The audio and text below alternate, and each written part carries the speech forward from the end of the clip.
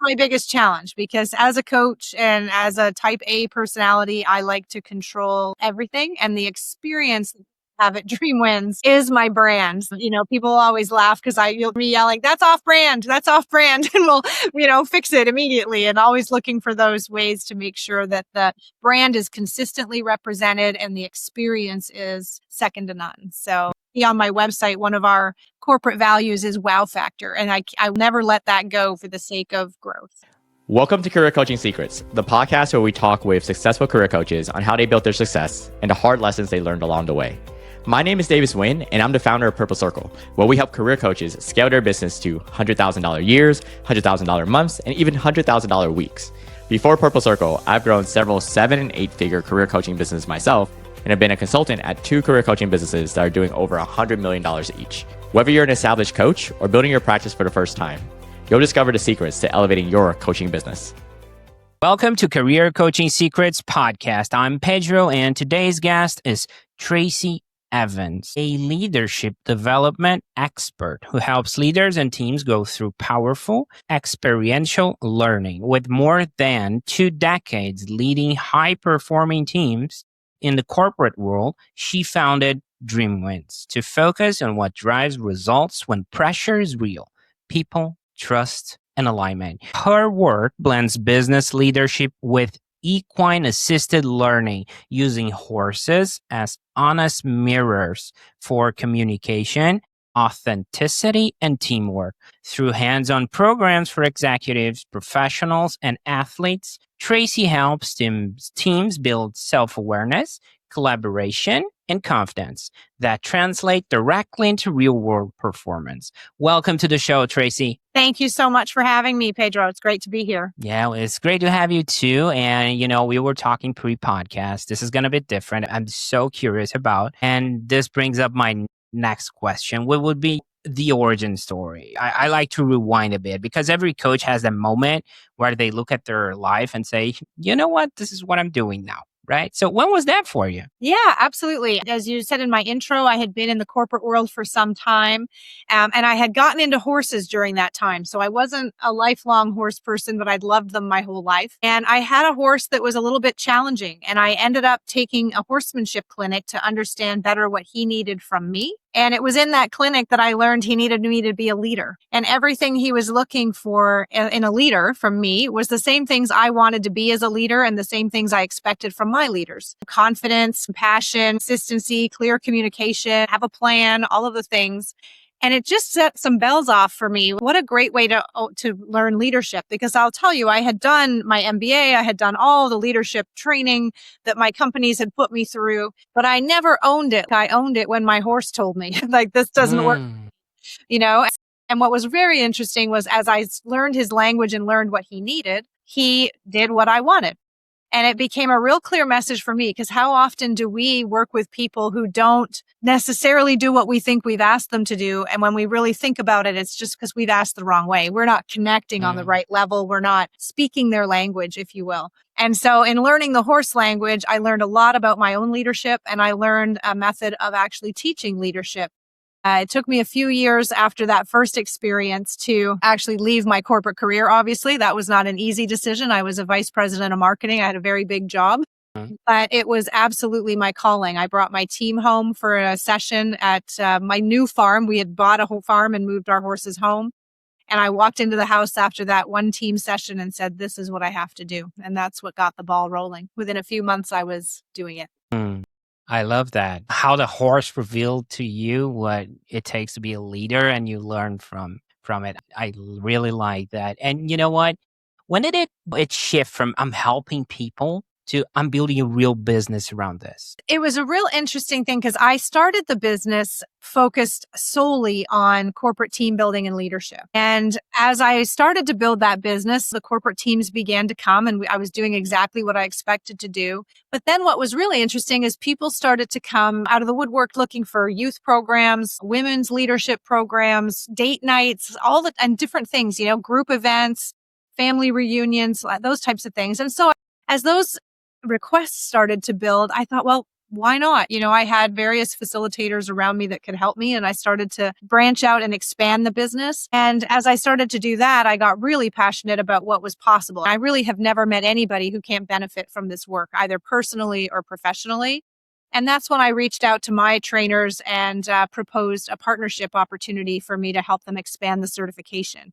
And then the business just started to flourish because I was now in the trainer expert as well as delivering all of this wide variety of programs. And it kind of took on a life of its own. This kind of has to do what I'm going to ask you because after you got rolling, who are the people that kept showing up? You gave me a very broad audience, right? For sure. Dating, business wise. And the reason I asked this is because we see a lot of coaches, and I'm not sure about if it plays out with your situation, but we see a lot of coaches that are trying to help a lot of people, right? And sometimes they niche down, sometimes they don't.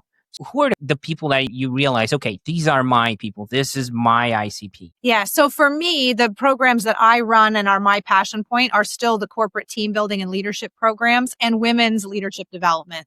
That's where I really shine and try to focus my efforts. But I do have other facilitators that would run the school programs and other youth programs as well. So for my particular coaching expertise, I really love the leadership message.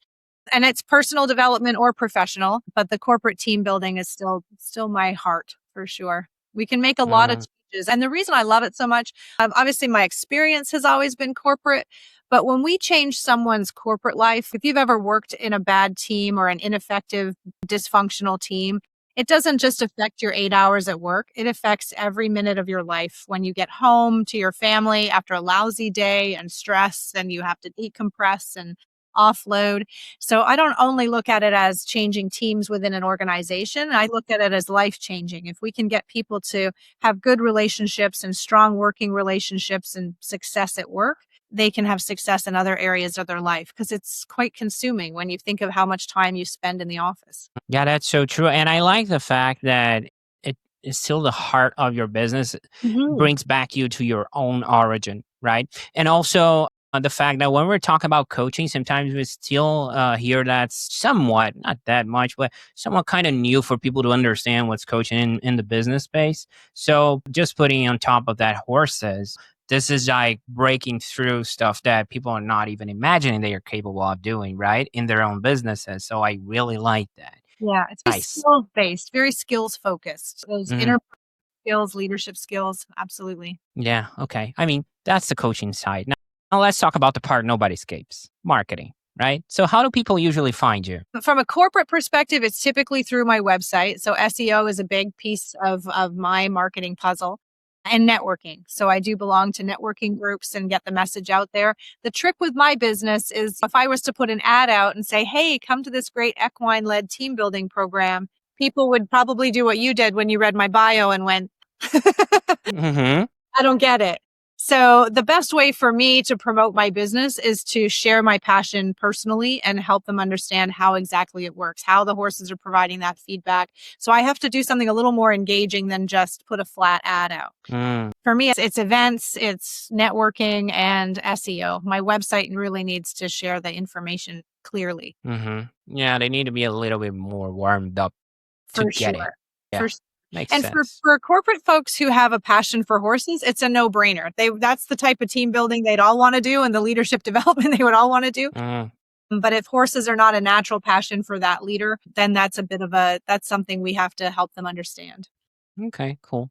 All right, let's talk business for a second, right? So people find you through your website, SEO, whatever. They resonate with your work, and eventually they want to know what working with you actually looks like, right, Tracey? So everyone builds their coaching business a bit differently. So when someone actually becomes a client, what does that experience look like right now? So we are pretty high touch when it comes to our corporate teams as they come in. So I'll use a case study that we had, for example, with CIBC up in Canada. They were one of my largest clients. I don't have a client quite that size down in South yet because we're so new. But obviously that's what we work towards, where we can work with a number of groups within that organization. And that's what we did with that particular bank is we had a relationship within the bank. They brought us one team, recognized the power of the program, and then actually found a very interesting application within their organization that allowed it to really go through all the levels.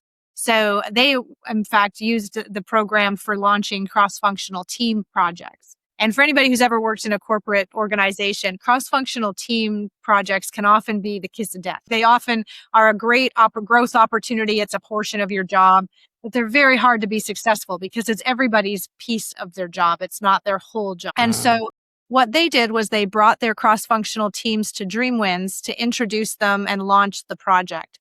So we had people from all over the organization that didn't even know each other, had never met, which is pretty unusual for our team events. It's usually a team.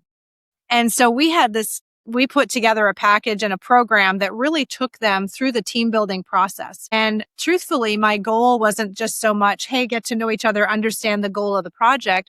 I needed them to be friends, if that makes sense. And it sounds a little fluffy, but in my experience in cross-functional teams, the reason they failed was because they didn't have a relationship with the other people on the team. So you can care about the goal and be motivated to achieve a goal.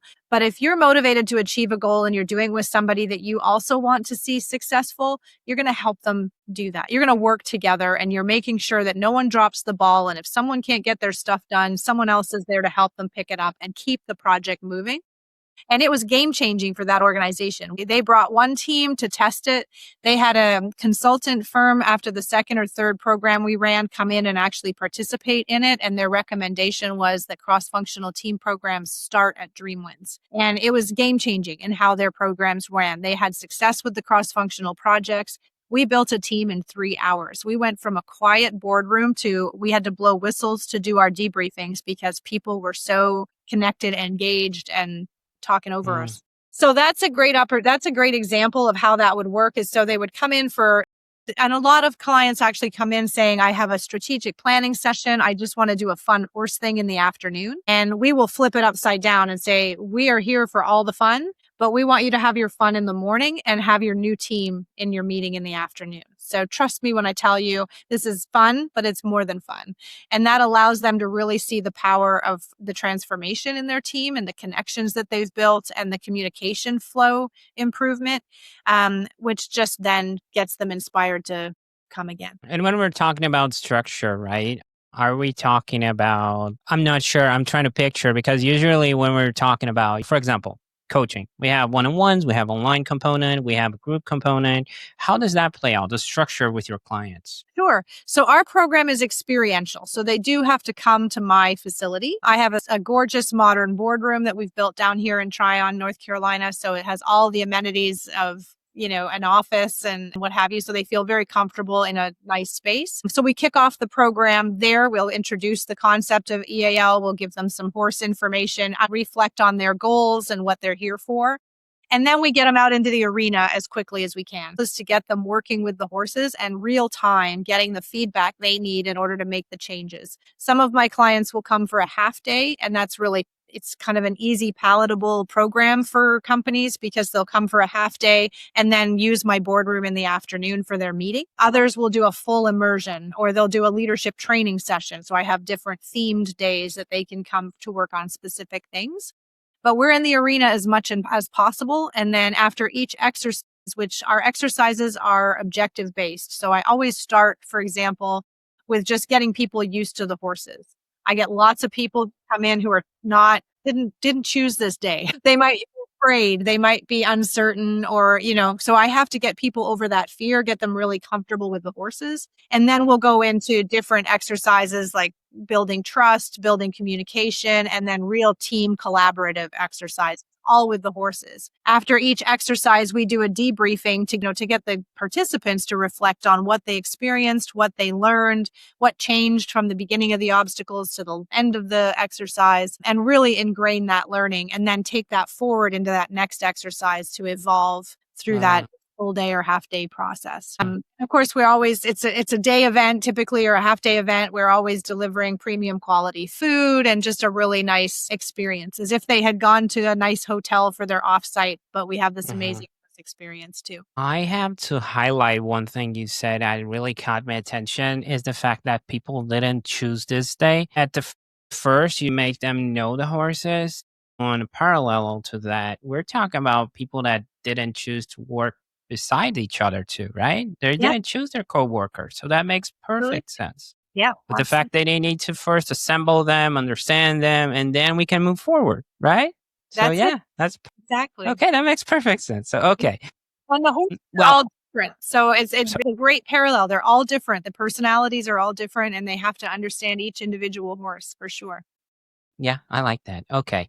I mean, your work seems pretty hands on, right, Tracy? So, how do you think about capacity? So, don't stretch yourself too thin. Right. Yeah. For me, if I'm talking about capacity of an individual program, I can manage up to 25 people and they work in groups with the horses. In terms of overall capacity, I have to be mindful not only of my spreading myself too thin, but spreading my horses too thin. So, I would do for large programs like that, I wouldn't want to get in too much over 2 a week kind of thing, but I do other smaller programs in between. And then I have additional herd members that can sub in as well. So as my herd grows, my capacity grows. And I have facilitators that I work with that are also part of the company that can come and facilitate programs that I can't physically do as well. So working at 2026 down here is down, as I mentioned, we started over a couple of years ago down here. So our focus in 2026 is really that scalability piece. And our horses Okay. will be the piece that keep us smaller. So that expansion will have to happen as we continue to scale with new facilitators leading programs where I don't have to be at every single one. Okay. I'm curious about this because one thing every coach wrestles with at some point is pricing and how to package their work. So you have a unique way of doing things. And we all know horses are not cheap, right? So putting on top of that, putting how much you think your time is worth I'm not sure. I'm just wondering if you felt like, oh, and maybe I am putting myself out of the market with this type of price or maybe not. So how do you think about it today? And were there any lessons along the way? How did it shape it? How you landed where you are right now? Exclusively about pricing. I'm not talking about hard numbers, okay? Yeah, no, I get it. Yeah, for sure. There was a lot of learning, and that learning curve is happening again down south because I established my pricing up north through trial and error. One of the things I always say, and what I coach people who are also building their businesses, and that's the thing that I had to learn, is not everyone's your client. So I had to get really comfortable with, this is, first of all, it's not a cheap program to run. I have a facility. I have horses that eat whether they're working or not. I have employees, all of those things. And, but on top of that, I also, over time, as I'm building this programs and having such a great impact, I became really comfortable with there's really nothing else like it. Like it is a unique program. We customize it and it is extremely impactful for everyone who comes into our arena. So that's not to say I price it out of the stratosphere because that's not how I like to do business. I want as many people to come as can because I can't change lives if only a small portion can afford it. But I'm Mhm. also very clear that not everybody can or will afford it. And I got to be okay with that as well. So what I've done is I have a very highly customized corporate program that my top 500s would engage in most often. And then I've also now started to develop because I have such a community of amazing small businesses down here. I want to make it accessible to them as well. So I now have more canned programs, if you will, that are not as expensive to develop and coordinate, that I'm able to put a lower price point on those to allow small businesses to come in and get the same value and learning that is available. Yeah. I mean, that's a solid look, especially on pricing and structure, especially when we're talking about how open you were about the trial and error, right? Because we see a lot of coaches struggling, imagining putting overhead on top of horses and trying to figure out a price. So, yeah, I simply love the way you presented it. Now, I'm curious about where you're taking all this, right, Tracy? Looking ahead, where do you see the business going? I know you mentioned you recently moved from Canada to North Carolina, right? So, are you thinking about scaling, hiring, or is there a next step you're excited about? Yeah, absolutely. I'm super excited because today is the first day for my new program and equine coordinator. So I have my first full-time employee down here, which I'm super excited about. She's going to be helping me do exactly that, figure out how we scale this effectively and sustainably. It's a seasonal program as well. I mean, we have people who do not want to work, don't want to come out here in February and January. And even though to me as a Canadian, it's so lovely. Wouldn't you? So, we're working through that seasonality, but my ultimate goal here in the South is to be able to create something that doesn't require me to be there all the time. Like I really do want to create it bigger than myself and allow enable other facilitators to come in and me grow those programs. So that's kind of where we need to start leaning towards because I'm only one person. I run the certifications. I do the trainer. I have the corporate programming and all the marketing and all the things. So some of it has to be, I need to get a solid team underneath me to enable that scalability, and then look at a reasonable way to scale my herd, because adding more horses, while a horse person is always the answer, it's really not always the answer. So looking at different ways that I can do more with what I have, but then also really make Dreamwinds a center of excellence for equine guided programming. So there's a huge opportunity in youth programming. It is not something that I want to particularly do, but I have a lot of really skilled people around me who are facilitators who love children and have a real heart for that. How do I make sure that my facility is being leveraged to its capacity and building a name in the industry, not just the corporate training side of things, but as a more holistic approach to our expertise in equine learning? Okay. It's bigger than a bread box. Right. Yeah, I agree with that. I think a business should serve you and not the other way around, right? Yeah. So it makes complete sense that it's not required for you to be there, but it has your fingerprint. It has the quality. And Yeah. that's my biggest challenge, because as a coach and as a type A personality, I like to control everything. And the experience I have at Dreamwinds is my brand. People always laugh because you'll be yelling, that's off brand, and we'll, fix it immediately. And always looking for those ways to make sure that the brand is consistently represented and the experience is second to none. So on my website, one of our corporate values is wow factor. And I will never let that go for the sake of growth. Okay. Yeah. And of course, whenever we're aiming toward the next chapter, there's always something we're refining in the present, right? So what are you currently trying to improve or tighten up in your business? I am just in the process of changing CRM programs. And oh my goodness, that is not a fun process. I have been with the same software since 2018. So I'm pretty married to it, but it's not pulling the weight that I need it to do. So that's one of those things, as we go into this year, my processes, in order to do that scaling, I have to have the right processes in place. And, when someone purchases a program, whether it's a 1-hour ladies' night type of thing that we're doing or a full custom program, what they receive afterwards, the forms, the information, the follow-ups, all of those things have to work. So my systems have to be tight, and that's what we're shoring up now before we start to expand into other areas. Okay. Interesting. Not the fun business is not just all about fun, right? Sometimes our means to an end, the impact will be fun. Yes. But we need the processes. Yeah, that makes sense. I want to switch gears for a second and do something a bit more fun. This is not fun. Okay. If you're down for it, I've got a quick game for you. All right. Okay. Well, we'll look this through the lens of business investments. Okay. Things like coaching, training, marketing, team, masterminds, you name it. It's simple. I'll give you 4 prompts and you tell me the first thing that comes to mind. If there's a story behind it, even better. Okay? Okay. What's the first business investment you remember making? Horses. Couldn't stand without the horses. Yeah. That's a lot of sense. I was like thinking, what would it be? No, yeah, the horses. Yeah, that makes perfect sense. This is any facility, obviously, but we had the horses first.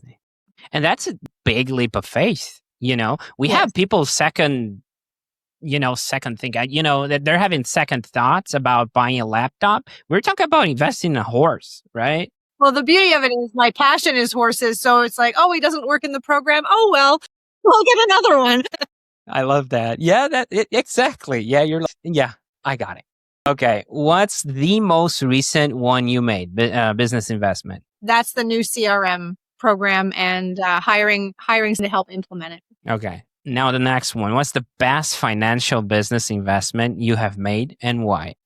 Our property for the facility, because even outside of the business, that is an asset that grows and we are continuously improving it. And what we built in Canada enabled us to move and create the life we've always dreamed of down here. The real estate piece of it, while daunting and difficult and expensive, the payoff on that type of investment is not as risky as the business we put in it. Okay. And we need land. That's the thing. We can't operate this without the land, and we chose to purchase versus lease. And that was probably the best decision we made. Okay. What's the last one? What's one investment you wish you could get your money back on? Oh, some of the marketing support I've paid for in the past. Yeah. Some of the agencies I've invested in, truly. Okay. I want to drop an extra question here because you have a unique business, right? And we see this happening with a lot of coaches. They tend to invest on themselves, like with masterminds or even other coaches. I'm not sure if that happened to you or you didn't invest or you did or what happened there because you do have a unique business. I was just trying to understand your point of view on. Yeah. So I have invested in coaching for sure.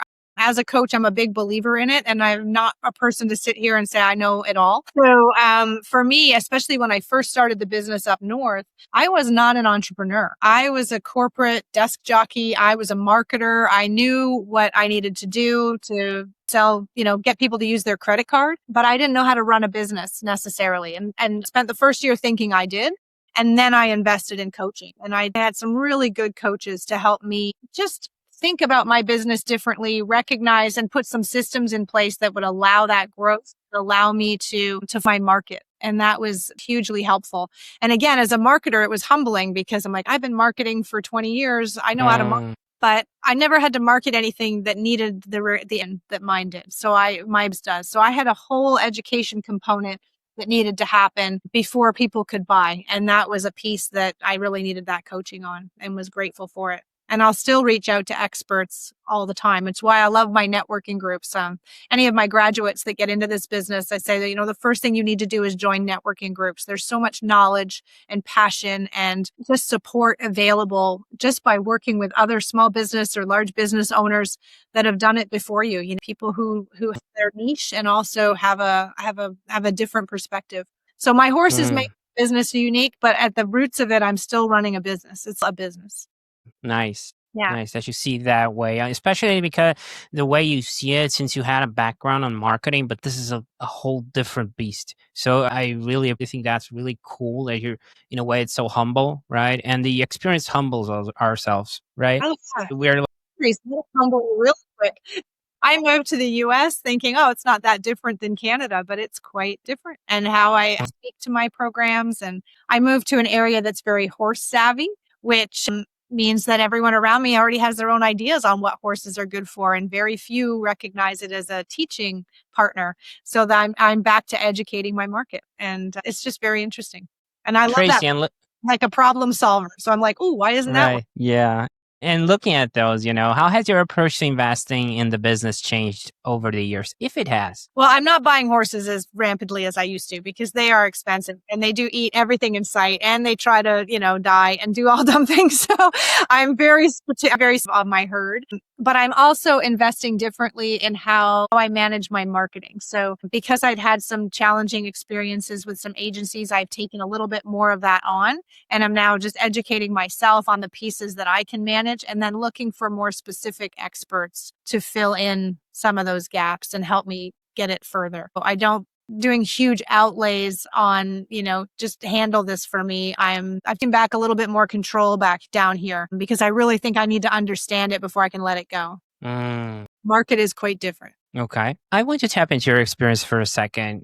People listening can benefit from this. You've been in the game long enough, to hear all kinds of business advice. Some that sticks, some that doesn't. So what's one piece of business advice you hear all the time that you think, you know what, this is overrated or possibly misunderstood? That's a good question. Tap on the back myself. Yeah, seriously, you're going to stump me on that one. I think a lot of people talk about doing something you love. Like I have it kind of from the other perspective. Like people often say, oh, I'm always amazed at people who businesses that they don't passionate about. I don't know how you do that. But I think one of the things that a lot of people will say is hire your experts. And I agree with that. Like I agree, like focus on your core, focus on your and hire out what you don't want to do. I do agree with that. But I think as a small business person, I think I got that advice really early on. And as I just mentioned, I feel like I can't just farm stuff out, especially because most people don't understand my business model and don't understand what we do.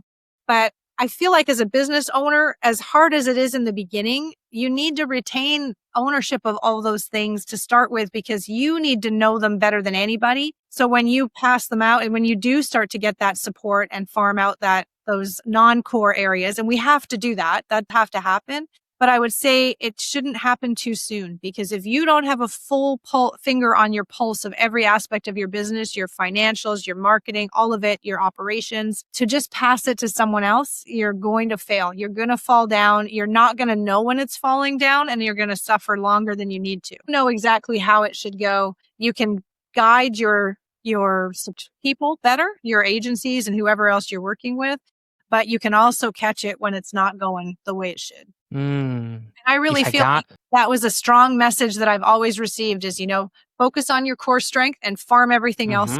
Like, I don't know. I think that can be tricky. I think it's, if you're sure if you agree with me, I think it's a fine balance. Right? Absolutely.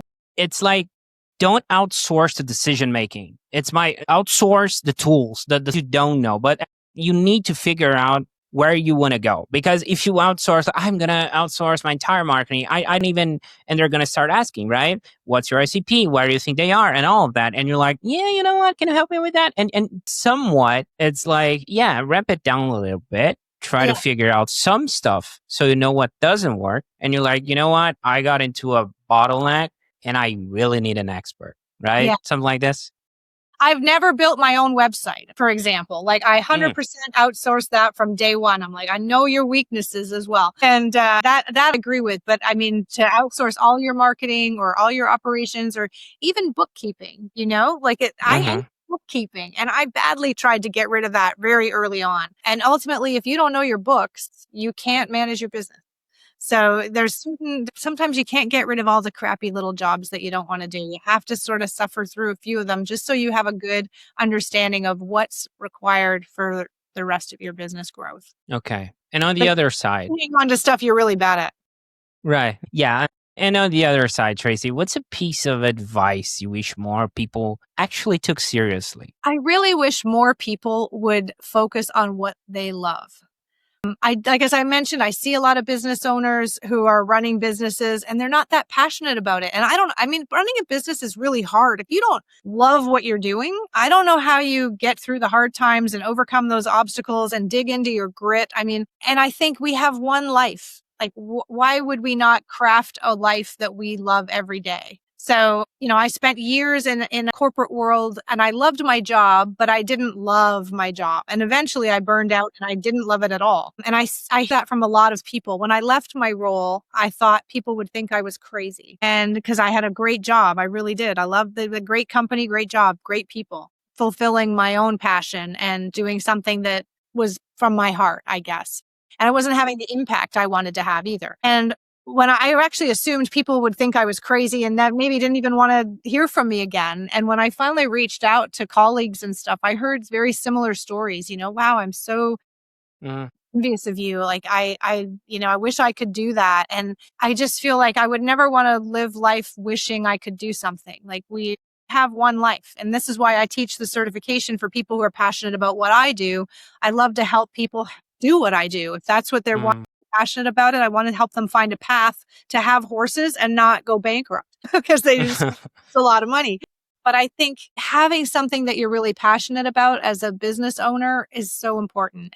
And I know we can buy, I didn't even think of an example, but like for me, I wouldn't buy a laundromat because I hate laundry. I'm not passionate laundry, but there are people who own laundromats. And I'm like, are they passionate about laundromats? I don't know. Maybe they are, but I could never do that. I'd have to be running a business that I'm passionate about. And even if you're in a job, find something that because it's a long road to retirement. And I was getting tired of thinking, only so many more years to retirement. I'm never going to retire. I have no plans to retire. Until my body says you can't do this anymore, or my mind, I love what I do, whether I'm standing in the arena with my horses, running a program, or bringing people in through the business development side of it. I just love what I do. I wish that for Yeah, I love that. Sometimes I think cliches exist for a reason, right? I love what you do. At the end of the day, it is what it is. And I get it. Sometimes people need to go through some stuff that are not easy and they need to take a job and they need to, paycheck to paycheck. But you have to have a plan, right? You have to have a plan. Maybe if that's not you right now, but possibly in the future. So, yeah. Find a way to put it in somehow, find that outlet because you never know where it will lead. I just wanted to take a riding lesson one day so that I had something for myself because I was working 18-hour days in telecom.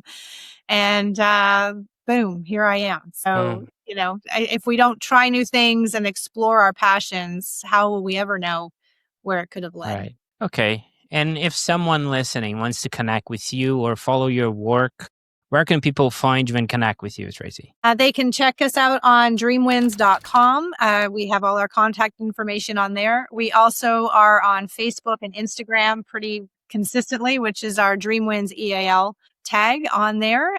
So those are probably the best places to find me. Okay. Yeah. Okay. There were a few things you shared today that really stuck with me. Okay. The fact that the horse revealed you, you needed to lead it and how it, taught you how to lead. I love that experience. All the programs you have, right? From dating to, business development leaders and how that's still your core because that was resonate most with you because you've went through burnout. You went through it all, right? 20 years plus working in corporates.